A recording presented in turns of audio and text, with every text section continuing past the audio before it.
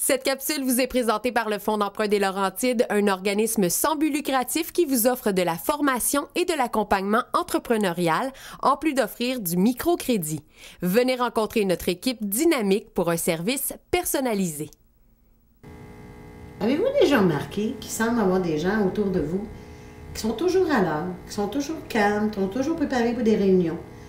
Ils travaillent, ils ont des enfants, ils font du bénévolat, ils font des activités. C'est-tu parce que les journées sont plus longues pour eux? C'est-tu parce qu'ils en font moins que vous?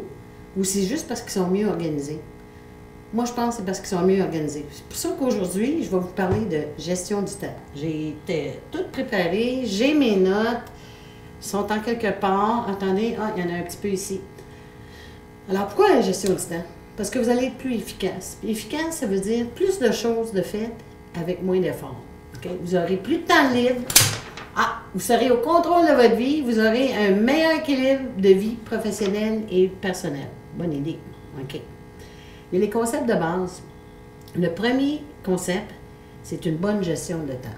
Okay? Les mots-clés, c'est organiser, classer, structurer, réduire, simplifier, éliminer. Ouais. OK. Être efficace, c'est la deuxième partie. C'est synonyme de productivité. Ça veut dire, les mots-clés pour ça, c'est fixer des objectifs réalisables, livrer les résultats attendus, rencontrer les échéanciers, prioriser, planifier, se concentrer, déléguer, puis faire des suivis. La troisième partie, c'est de planifier des temps pour soi-même, sa famille, pour des projets à plus long terme, d'être réaliste. Okay? Les mots-clés là-dedans, être détendu, être équilibré, penser à long terme, améliorer et innover. Il n'y a pas pire, mais moi, j'aimerais ça trouver mes notes. Là. Excusez-moi, là, c'est gênant. C'est gênant. Un instant, ça va pas long. Allô, Pat? Oui, c'est Lorraine. Oui. Tu sais, mes notes pour l'information? Oui. Sur mon bureau? Ils sont quoi? Ils sont roses? OK. Merci. Bonjour. OK, ça va pas long. OK. Alors, bon. Là, je vais vous donner des petits trucs. OK? À tous les jours, on a des petits trucs qu'on pourrait faire.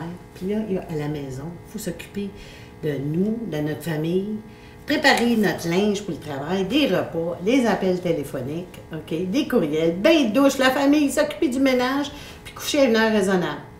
Alors moi, j'ai 5 bons trucs que j'ai trouvés. OK? Le premier truc, c'est sortir votre linge de travail la veille. Pas pire, hein? C'est moins stressant le matin. Deuxième truc, programmez votre cafetière pour que le café soit prêt quand vous vous réveillez le matin. C'est le fun de se réveiller à l'odeur du café. 3, quand vous faites des repas, faites 2 repas à la fois. Tu sais, genre sauce spaghetti, c'est le fun d'en avoir un repas de fait d'avance. 4e, ramassez un petit peu à tous les jours. OK. 4, préparez vos lunchs la veille. Puis vous allez voir, ça va vous aider. OK, je m'excuse, là, sans farce, là, normalement, je suis plus organisée que ça. OK. Bon. Alors là, OK, là, ça n'a pas de bon sens, c'est beau, cette affaire-là, là. Colline, les notes, c'est rose, je sais, c'est rose. OK. Bon. Alors là, on a parlé de s'organiser à la maison, tous les jours, ce qu'on peut faire. Alors là, on va parler au travail. À tous les jours au travail, il faut vérifier son agenda. J'en ai un, je vous le jure, j'en ai un. Répondre aux messages, téléphone et courriel, travailler sur des projets, des réunions, du voyagement, puis classer des documents. Il y a 5 bons trucs. Le premier, c'est vérifier votre agenda, première chose le matin. Ça va vous donner une idée de votre journée. Deuxième, c'est répondre puis envoyer les messages. Laissez-les pas s'accumuler. Occupez-vous-en à tous les jours, ça va être plus facile. 3, terminez les petites tâches en premier. Évitez de procrastiner. Ça, c'est le 4e. On s'entend, il y en a des fois qui font ça. Planifiez 30 minutes par jour pour les imprévus. OK? C'est ça. Excusez-moi, mais là, je vais finir par trouver toutes mes notes. C'est tout ensemble, je vous jure, c'est tout bien préparé. Là, ça n'a plus de bon sens. OK, là, je suis rendue là. OK. Un instant. Ça, c'est un bon livre aussi qui peut vous aider à gérer. OK? Comme vous pouvez voir, ça a de l'allure, c'est mieux s'organiser pour gagner du temps. Ici, il y en a un bon. OK. Comment s'y prendre une fois par semaine? À la maison, une fois par semaine, on fait l'épicerie, la balayeuse, épousseter, le recyclage, laver les planchers, les budgets, changer les draps, vider les poubelles, laver les miroirs, vos voitures, payer vos comptes, faire le ménage. On n'a pas grand-chose à faire. J'ai 5 bonnes idées ici. La première, pas pire, celle-là. Faire l'épicerie un soir de semaine. Il y a moins de monde dans les magasins. Votre conjoint pourrait surveiller les enfants, puis ça vous donne un petit congé. 2. Faites le ménage 15 minutes par soir. Il va y en avoir moins à faire en fin de semaine. 3. Demandez de l'aide. Les enfants et le conjoint peuvent vous aider. Ça peut être le fun, ça. 4. Faites une liste pour votre épicerie puis les repas pour la semaine. Vous économisez de l'argent et du temps. 5. Laissez rien traîner. Et, hein? Alors là, on s'est occupé de ce qu'on pourrait faire une fois par semaine pour la maison. Là, on va s'occuper de ce qu'on peut faire au travail pour s'organiser.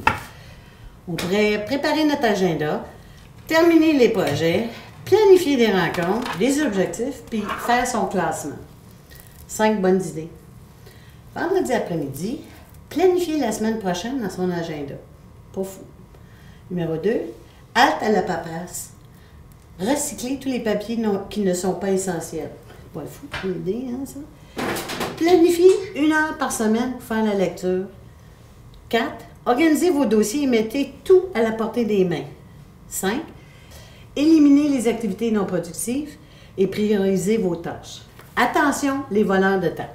Interruptions, visites, téléphone imprévu, réunionnette, tendance à remettre au lendemain, procrastination, mauvaise utilisation des périodes creuses, délégation inadéquate, objectifs et priorités vagues, situation de crise, désorganisation personnelle, excusez, je me sens un petit peu visée, OK, incapacité à dire non,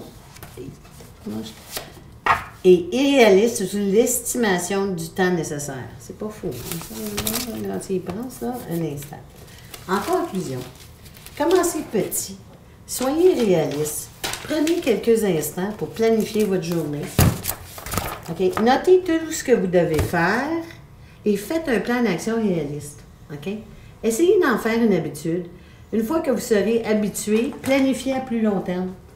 À la semaine, au mois, des gros projets. Okay. Plus vous apprendrez à gérer votre temps, plus vous aurez du temps libre. Vous aurez une meilleure qualité de vie et vous gagnerez du temps. Bonne chance. Mes notes sont ici. Cette capsule vous a été présentée par le Fonds d'emprunt des Laurentides qui vous invite à visiter son site internet au www.felaurentide.org ainsi que sa page Facebook pour faire un pas vers l'entrepreneuriat. 450-562-3553 et sans frais 1-888-782-3553.